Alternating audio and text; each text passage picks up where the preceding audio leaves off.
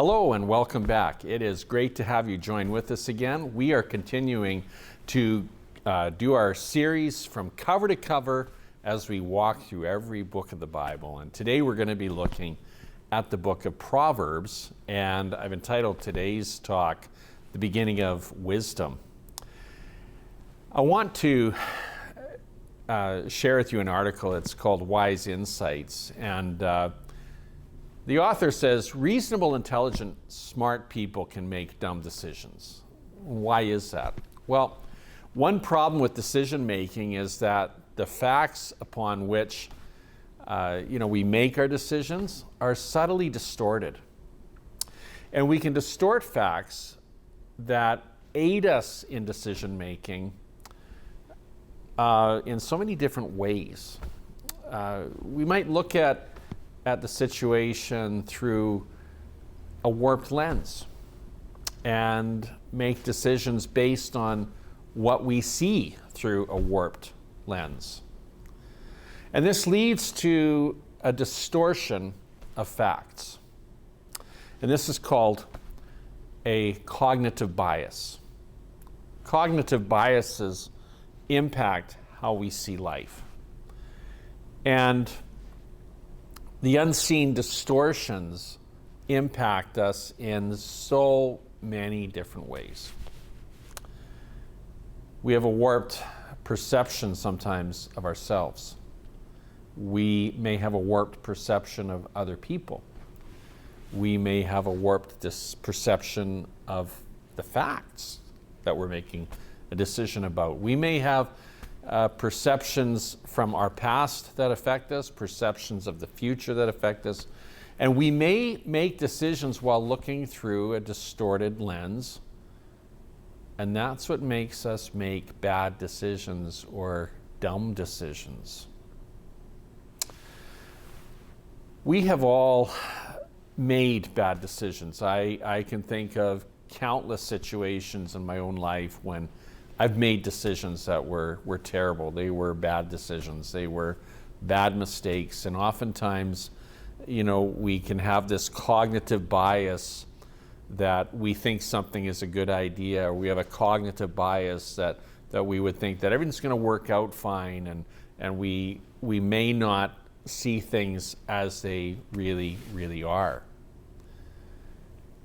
I have one friend who, when he's making decisions, he always puts in his decision making the question, what could go wrong? What could possibly go wrong if we go with this decision? I think there's some real caution in that, and I think that it can protect us down the road, because any one of us have the capability of making bad decisions. Proverbs chapter 1 verse 7 says, the fear of the Lord is the beginning of knowledge, but fools despise wisdom and discipline. Proverbs chapter 9 verse 10 says, the fear of the Lord is the beginning of wisdom. So how do we make wise decisions and good choices? Well, let's walk through Proverbs, and the first thing I want to do is give a little bit of background to the book of Proverbs. The main author of Proverbs, it would make sense to say that it was Solomon, King Solomon. In 1 Kings chapter 3 verse 5, we have this conversation between God and Solomon, and God says, ask whatever you want me to give to you. And Solomon answers God and he asks for a discerning heart to govern God's people and distinguish between right and wrong. And so then we see further on in verse 12 that God promises to give a wise and a discerning heart to Solomon, King Solomon. Now it's amazing that here we are some 3,000 years later, and we're still benefiting from that conversation. We're still benefiting from the wisdom of Solomon's words in Proverbs. In chapter 1, verse 1, 10, 1, and 25, verse 1, all of these attribute the writings to being from King Solomon. In Proverbs chapter 22, verse 17, it says that the verses to follow were sayings of the wise. So Solomon is either tipping his hat to other contributing authors, or he's quoting them and compiling other people's sayings. It's a magnificent book, full of wise words. It's an owner's manual for living. I don't know about you, but I have oftentimes had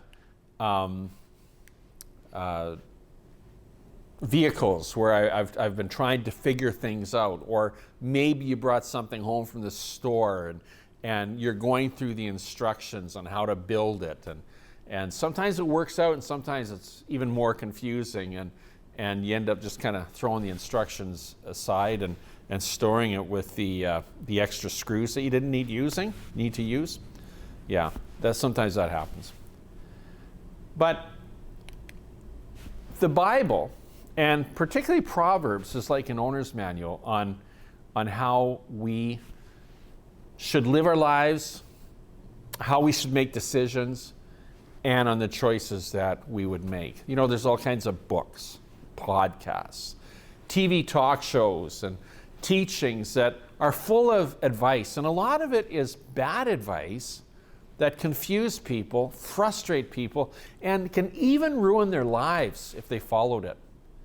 Whereas Proverbs is different because it gives good advice, godly advice, and wisdom that doesn't steer us wrong. The fear of the Lord is the beginning of knowledge. The fear of the Lord is the beginning of wisdom. Now, what does it mean to fear the Lord? Well, it's to reverence Him, to respect Him, to honor Him, to recognize the Lord in our decisions, in our living, and in our choices.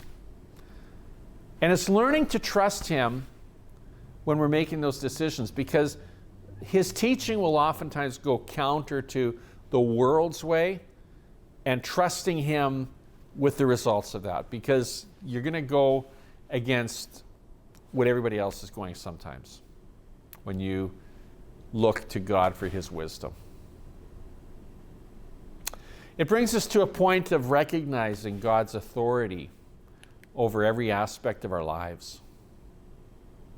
In chapter 1, verse 2 to 6, it talks about what the Proverbs are good for. It's for attaining wisdom, for being disciplined, for being prudent, to help us do what is right. It's for gaining knowledge and discretion. It's to help us listen, learn, and discern, and to guide us and to gain understanding. An extremely rare and practical, relevant, helpful book is the book of Proverbs. It's rare in that it gives us nuggets of wisdom that you'll rarely find in any other place that you may look. It opens our lives to a vast array of wisdom, of how to live wisely, of knowledge, of wise choices, and of life-giving advice.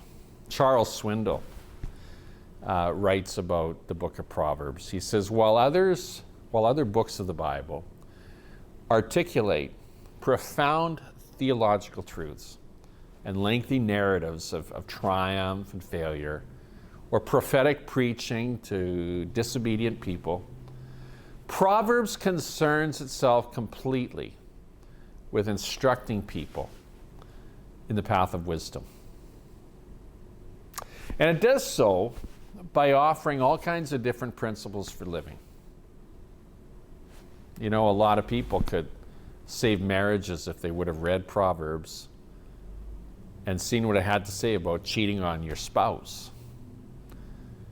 It has teachings about our money, about our finances, about co-signing loans, about friends, about family, about relationships, how to treat your boss, how to treat your employees, how to use your time, how not to waste your time, how to be courageous, how to tell the truth and lies, and justice and mercy, how we talk to people, how we answer people, generosity. It's all there. Giving. Whatever life throws at you, you will find nuggets of truth, words of wisdom in the book of Proverbs. And there's a great benefit to including Proverbs in your daily devotional life. You know, there's 31 chapters in the book of Proverbs, and most months have 31 days. Why not get into the habit of reading one of the chapters every day? It'd take you about maybe 5 minutes, and it can add greatly to your life. Get wisdom. Get wisdom. Proverbs chapter 4, verse 3 to 9 says, "When I was a boy at my father's knee, the pride and joy of my mother, he would sit me down and drill me." Take this to heart. "Do what I tell you. Live. Sell everything you buy, everything, and buy wisdom. Forage for understanding. And don't forget one word. Don't deviate 1 inch. Never walk away from wisdom. She guards your life. Love her. She keeps her eye on you. And above all, and before all, do this. Get wisdom."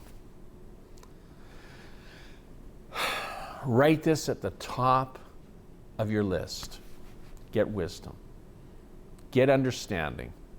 Throw your arms around her. Believe me, you won't regret it. Never let her go. Never let her go. She'll make your life glorious, and she'll garland your life with grace. Shall festoon your days with beauty. That's what we can take away from Proverbs. The importance of getting wisdom, of acquiring wisdom, of pursuing wisdom. And it's not hard to do. It's readily available. You know, James chapter 1, verse 5 says, "If any of you lacks wisdom, he should ask God, who gives generously to all without finding fault, and it will be given to him." So where do we get wisdom? Well, we ask God for it. How does he give it? The Bible says he gives it generously. And who can ask? It says all, everyone. And what is promised? It is promised that he will give it to you. And so here's a question. How can we profess to be a follower of Christ and still make unwise and ungodly decisions and choices?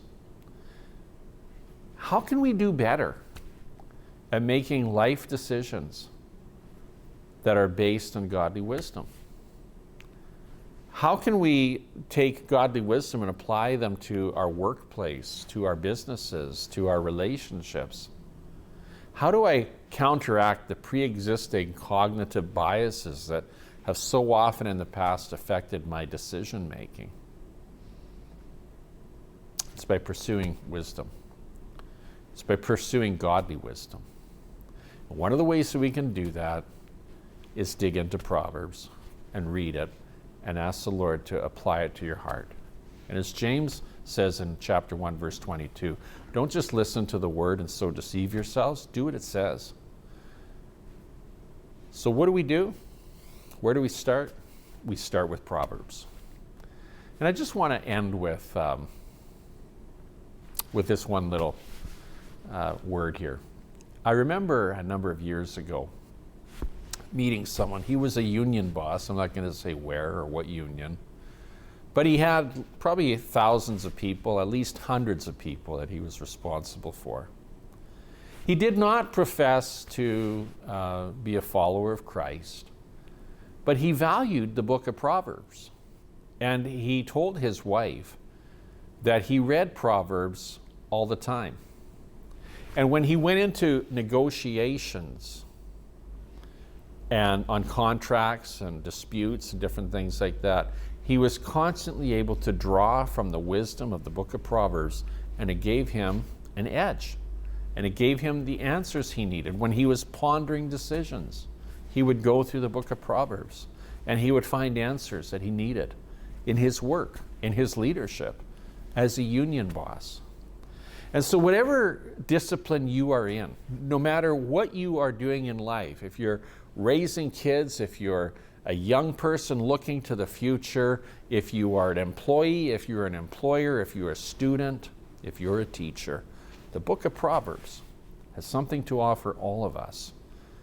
Get wisdom. Pursue wisdom.